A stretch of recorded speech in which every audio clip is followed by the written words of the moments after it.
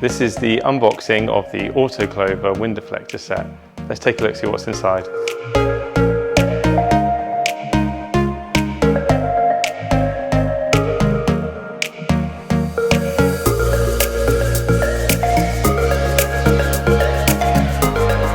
So now we've got it all unboxed and unpackaged, let's have a look at the actual wind deflector itself. Let's start with the front. So you see this is just the normal front wind deflector.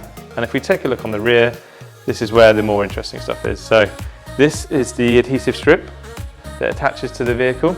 This will go on to either the metal paintwork or rubber strip or plastic trim. Each vehicle is designed to fit in its specific location. And if we zoom in and take a look at this corner here, it tells us what piece it is. So it's a front, rear or quarter panel, left hand or right hand. But when you hold it up against the car, you'll see where the piece fits, as it will fit perfectly to the vehicle. And it'll be the same with the rear piece and the same again with the quarter panel piece. Okay, so let's take a look at the fitting instructions. The vehicle needs to be clean. The product needs to ideally be stored in your house overnight at approximately 20 degrees. This is to allow the adhesive to be at the correct temperature to work correctly. After installation, you shouldn't move a vehicle within 12 hours.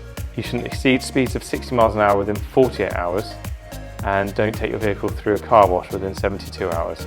This is to allow the adhesive to go off strongly and securely on the vehicle. On this page, we have the cleaning sachets. These sachets are supplied so you can ensure the door frame is perfectly clean and free of dirt and grime. So when you attach the wind deflector, it's attached securely. Onto this page, we have a step-by-step guide of how to use the cleaning sachets and attach the wind deflectors securely to the vehicle.